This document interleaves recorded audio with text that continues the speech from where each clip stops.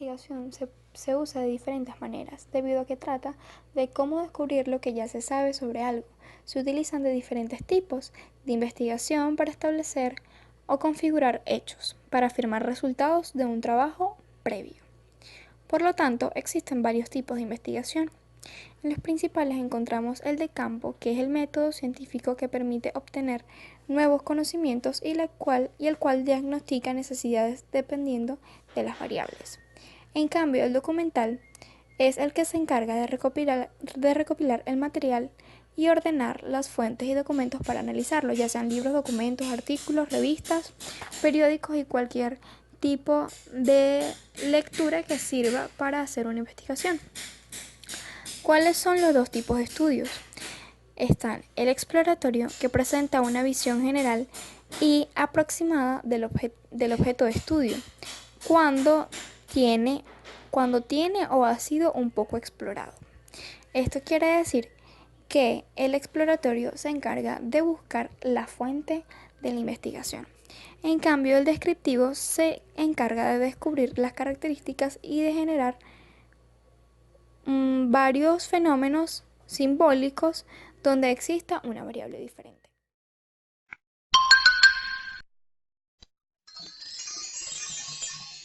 Los estudios explicativos. Los estudios explicativos buscan encontrar las razones o causas que ocasionan ciertos fenómenos. Su objetivo es explicar por qué ocurre un fenómeno y en qué condiciones se da este. Están orientados a la comprobación de hipótesis casuales de tercer grado. Esto es identificación y análisis de las causales, es decir, variables independientes, y sus resultados los que se expresan en hechos verificables, es decir, en variables dependientes. Los estudios de este tipo implican esfuerzos del investigador y una gran capacidad de análisis, síntesis e interpretación. Asimismo, debe señalar las razones por las cuales el estudio puede considerarse explicativo. Su realización supone el ánimo de contribuir al desarrollo del conocimiento científico. El estudio predictivo. Este tiene como propósito prever o anticipar situaciones futuras. Requiere de la exploración, la descripción, la comparación, el análisis y la explicación. Este tipo de estudio es aquel en el cual el propósito principal es predecir la dirección futura de los eventos investigados. Whitney en 1970 logró prever situaciones futuras a partir de estudios exhaustivos de la evolución dinámica de los eventos, de su interrelación con el contexto y de las fuerzas volitivas de los actores que intervienen y del estudio de las probabilidades de que algunos de esos eventos pudieran presentarse. Sus propósitos en general: identifican y analizan alternativas futuras, se caracterizan por el grado de incertidumbre, identifican áreas claves, adquieren una mayor comprensión de los procesos de cambio, conocen posibles repercusiones y además brindan información relevante. El estudio diagnóstico o estudio propositivo es un proceso dialéctico que utiliza un conjunto de técnicas y procedimientos con la finalidad de diagnosticar y resolver problemas fundamentales, encontrar respuestas a preguntas científicamente preparadas, estudiar la relación entre factores y acontecimientos o generar conocimientos científicos que por objeto sea fomentar y propiciar la investigación científica como elemento para la formación integral de los profesionales. Es además un mecanismo de conocimiento de las potencialidades de la religión. Este tipo de estudio se caracteriza por generar conocimiento a partir de la labor de cada uno de los integrantes del grupo de estudio. Y por último, el estudio experimental. En ellos, el investigador desea comprobar los efectos de una intervención específica. En este caso, el investigador tiene un papel activo, pues lleva a cabo una intervención. En los estudios experimentales, el investigador manipula las condiciones de la investigación. En salud, se realiza este tipo de estudio para evaluar la eficacia de diferentes terapias, de actividades preventivas o para la evaluación de actividades de planificación y programación sanitarias. En los estudios de seguimiento, los individuos son identificados en base a su exposición. En cambio, en los estudios experimentales, es el investigador el que decide la exposición. La investigación no experimental es aquella que se realiza sin manipular deliberadamente variables. Se basa fundamentalmente en la observación de fenómenos tal y como se dan en su contexto natural para analizarlos con posterioridad. El ex post facto. Esta expresión significa después de hecho, haciendo alusión a que primero se produce el hecho y después se analizan las posibles causas y consecuencias, por lo que se trata de un tipo de investigación en donde no se modifica el fenómeno o situación objeto de análisis. Los tipos de diseño de investigación. Existen dos, existen el diseño no experimental y el diseño experimental. Dentro del diseño no experimental está el diseño transversal o transeccional y el diseño longitudinal.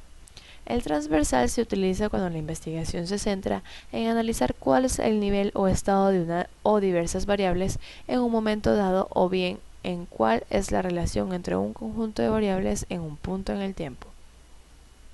El longitudinal se emplea cuando el interés del investigador es analizar cambios a través del tiempo en determinadas variables o en las relaciones entre estas.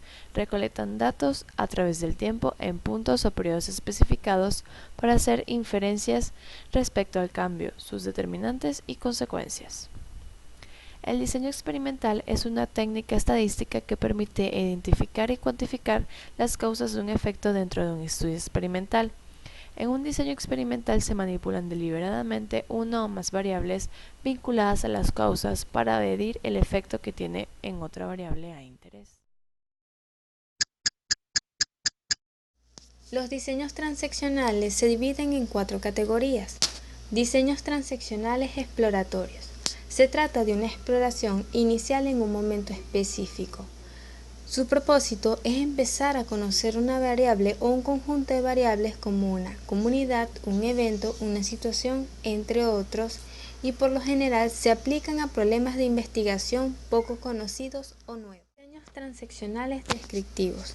Tiene como objetivo indagar la incidencia de las modalidades o niveles de una o más variables en una población. Son estudios puramente descriptivos y cuando establecen hipótesis, estas también son descriptivas. Imaginemos que su único propósito es describir físicamente una persona. Digamos que Carla, una niña de 8 años, nos diría cuál es su estatura, talla, de qué color es su cabello y ojos, cómo es su complexión, entre otros. Queda claro que ni siquiera cabe la noción de manipulación, puesto que cada variable o concepto se trata individualmente, no se vinculan las variables.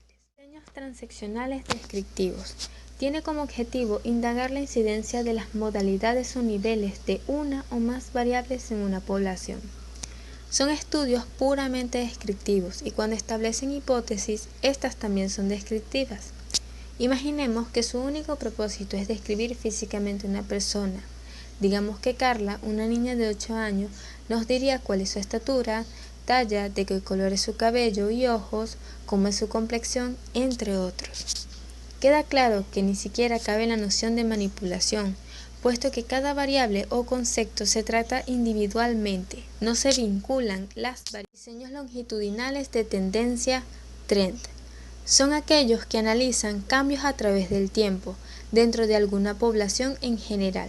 Es importante señalar que los sujetos del estudio no son los mismos, pero la población sí. Se puede observar o medir a toda la población. Diseños longitudinales de tendencia, trend. Son aquellos que analizan cambios a través del tiempo, dentro de alguna población en general. Es importante señalar que los sujetos del estudio no son los mismos, pero la población sí. Se puede observar o medir a toda la población o bien tomar una muestra de ella cada vez que se observen o midan las variables o las relaciones entre estas. Diseños correlacionales o correlativos. Su finalidad es conocer la relación o grado de asociación que exista entre dos o más conceptos, categorías o variables en un contexto particular. En ocasiones solo se analiza la relación entre dos variables, pero con frecuencia se ubican en el estudio relaciones entre 3, 4 o más variables.